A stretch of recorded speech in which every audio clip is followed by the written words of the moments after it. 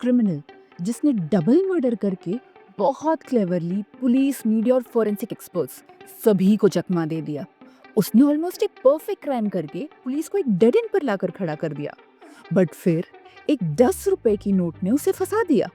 पर ऐसा क्या था उस 10 रुपए की नोट में जिसने एक cold double murder case solve कर दिया? तो ये कहानी शुरू होती है इस आदमी से, कृष्ण स्वरूप जी। स्वरूप जी 55 साल के हैं और साउथ वेस्ट दिल्ली के पालम एरिया में अपने फैमिली के साथ रहते हैं। उनकी फैमिली में उनकी 52 इयर्स की पत्नी बबीता जी और 27 साल का बेटा गौरव भी है। एक रिस्पॉन्सिबल फैमिली मैन होने के साथ साथ वो इंडियन एयरफोर्स के अकाउंटेंट भी हैं।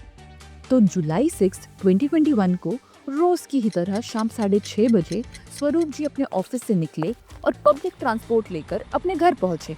पर रोज की तरह आज उनकी पत्नी ने उनके लिए दरवाजा नहीं खोला। इनफैक्ट आज तो उनके घर का दरवाजा खुला ही था, लेकिन स्वरूप जी ने इस बात को नजरअंदाज कर दिया और वो दरवाजा खोल अपने घर के अंदर आ गए। घर में सन्नाटा देख उन्होंने अपनी पत्नी को आवाज दी, बबीता जी कहाँ हैं आप, एक गिलास पानी पिला दीजिए। पर सामने से कोई रिस्पॉन्स नहीं आया। उन्होंने नोटिस किया कि पूरे घर में सारा सामान बिखरा पड़ा हुआ है। परेशान होकर वो अपने बेडरूम की तरफ बढ़े। बेडरूम का दरवाजा खोलते ही उनका दिल बैठ गया और वो जोर से चिल्लाए। उनके सामने बेड पर उनकी पत्नी की बॉडी खून में लिपटी हुई पड़ी थी। उन्होंने घबराकर अपने बेटे को आवाज दी, गौरव गौरव देखो तुम्हारी माँ को क्या हो गया है। पर पूरे घर में स्वरूप जी की आवाज के सिवा कोई और आहट नहीं थी। वो फिर हिम्मत कर अपनी पत्नी की बॉडी की तरफ बढ़े और आगे बढ़ते ही उन्होंने बेड की दूसरी तरफ अपने बेटे गौरव की बॉडी भी खून में लिपटी हुई देखी। स्वरूप जी अब जोर से चिल्लाकर रोने लगे। उनके आंखों के सामने उनका पूरा परिवार खत्म हो चुका था। चिल्लाने की आवाज सुन अब पड़ोसी भी उनके घर आ गए और जब उन्हें समझ आया कि यहाँ क्या हुआ है तो एक पड़ोसी ने पुलिस को कॉल कर उन्हें तुरंत आने की रिक्वेस्ट की। फिर कुछ समय बाद स्वरूप जी ने हिम्मत जुटाकर अपने करीबी रिश्तेदारों को इस हादसे के बारे में बताया। जो रिश्तेदार पास ही रहते थे वो बस कुछ ही मिनटों में वहां पहुंच गए। पर किसी को भी यकीन नहीं हो रहा था कि किसी ने बबीता जी और गौरव का मर्डर कर दिया था, क्योंकि स्वरूप फैमिली बहुत ही अनप्रॉब्लमेटिक थी। उनका सभी के साथ अच्छा रिलेशन था, तो कोई उन्हें क्यों मारता? अपने पूरे परिवार की अंतिम क्रिया कर स्वरूप जी ने पुलिस स्टेशन जाकर एफआईआर फाइल की और अब इस केस की इन्वेस्टिगेशन शुरू हो गई। स्वरूप जी के घर को इंस्पेक्ट करते हुए पुलिस को एक खून से लिपटा डंबल मिला जो कि एक बाल्टी में रखा हुआ था। तो अब ये तो क्लियर था कि वो डंबल उन मर्डर्स में यूज किया गया था और इसीलिए पुलिस ने उसे फॉरेंसिक टीम को भेज दिया। अब घर की बिखरी हुई हालत देख पुलिस का सबसे पहला शक चोरी पर गया कि शायद चोर ने चोरी के बाद अपने बचने के लिए दोनों माँ बेटे को मारकर वहां से भाग गया। तब पुलिस ने स्वरूप जी से चेक करने के लिए कहा कि क्या उनके घर से कोई सामान गायब है। बट देन पुलिस को वहां किसी भी फोर्स एंट्री का साइन नहीं मिला था।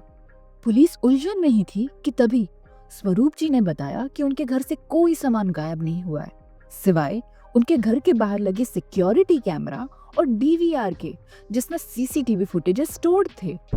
पुलिस अब श्योर थी कि वो चोरी का नहीं बल्कि एक बदले का केस था, जहां किलर ने पुलिस को गुमराह करने के लिए उसे चोरी का एंगल देने की कोशिश की थी।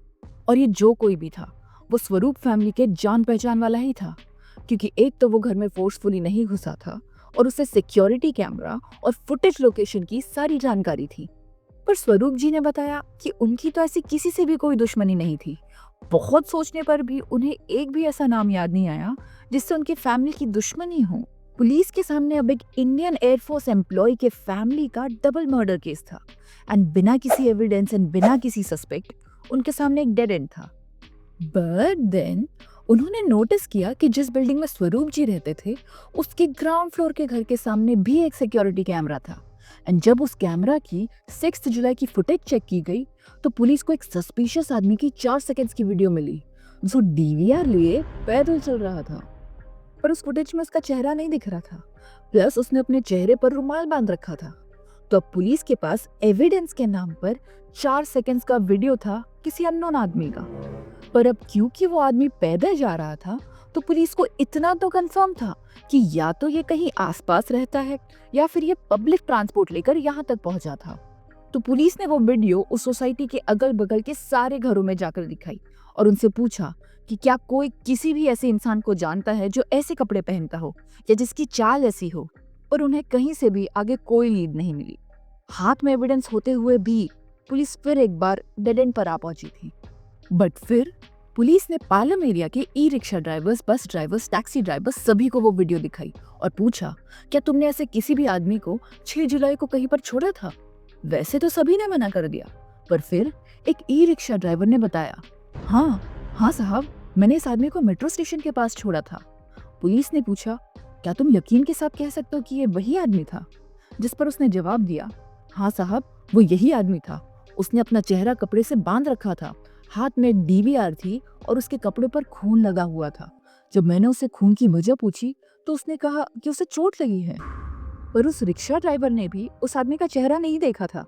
तो पुलिस ने उससे पूछा, क्या उस आदमी के बारे में कोई भी ऐसी चीज है जो वो उन्हें बता सकता है? जिस पर ड्राइवर ने मना कर दिया। उसे कोई भी ऐसी चीज याद नहीं आ रही थी जिससे वो पुलिस की हेल्प कर सकता था। तब पुलिस की टीम फिर से डिसअपॉइंट होकर जाने लगी। और फिर तभी उन्हें पीछे से आवाज आई, साहब एक और चीज याद आई, उसके मेट्रो स्टेशन तक का भाड़ा 30 रुपए हुए थे और उसने मुझे एक 20 का नोट और एक 10 का नोट दिया, पर क्योंकि 10 रुपए का नोट हल्का फटा हुआ था, मैंने वो नोट लेने से मना कर दिया। पर उसके पास कोई और नोट नहीं थे, इसीलिए उसने मुझे 30 रुपए पेटीएम किए थे। जैकपॉट! अब पुलिस ने जब उस पेटीएम नंबर को बैक ट्रेस किया तो पता चला वो नंबर किसी अभिषेक वर्मा का था। और जब उसका बैकग्राउंड चेक किया गया तो पुलिस शॉक थी, क्योंकि अभिषेक बबीता जी का भतीजा और गौरव का कजिन भाई था। पुलिस फिर अभिषेक को उसके घर बुरारी से क्वेश्चनिंग करने पुलिस स्टेशन ले आई। उसके हाइट, फिजिक और बॉडी लैंग्वेज से ये कंफर्म हो चुका था कि उस 4 सेकंड के फुटेज में वो आदमी अभिषेक ही था। पहले तो वो हर क्वेश्चन के अजीब अनरिलेटेड आंसर्स दे रहा था, लेकिन जब पुलिस ने उसे वो फुटेज दिखाकर कन्फ्रंट किया तो उसने अपना क्राइम कन्फेस कर लिया।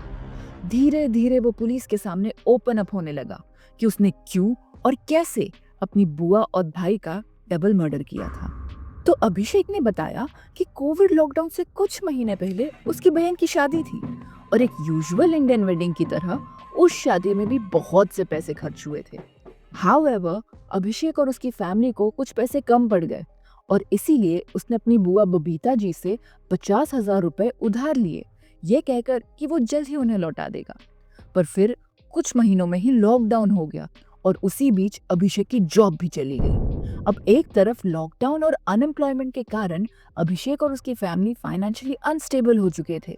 वहीं दूसरी तरफ बबीता जी के बेटे गौरव की भी जॉब लॉकडाउन की वजह से जा चुकी थी। गौरव एक वेल पेड आईटी कंपनी में जॉब करता था, जिससे उनका घर आराम से चल रहा था। पर अब क्योंकि वो भी अनएम्प्लॉयड था, स्वरूप फैमिली भी आर्थिक तंगी से गुजरने लगी। अब अपने हालातों से मजबूर बबीता जी अभिषेक से अपने दिए हुए 50,000 रुपए वापस मांगने लगी थी।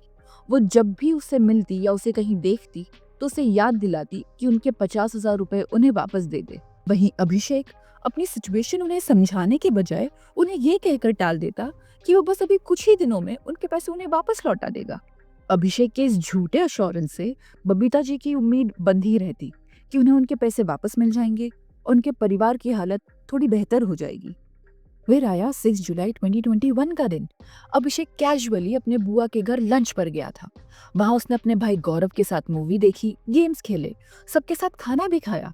उनके साथ कुछ और समय बिताने के बाद वो अपनी बुआ के रूम में गया उन्हें इन्फॉर्म करने कि अब वो अपने घर लौट रहा है, जब बबीता जी ने एक बार फिर उससे उनके 50,000 रुपए लौटाने की बात छेड़ दी।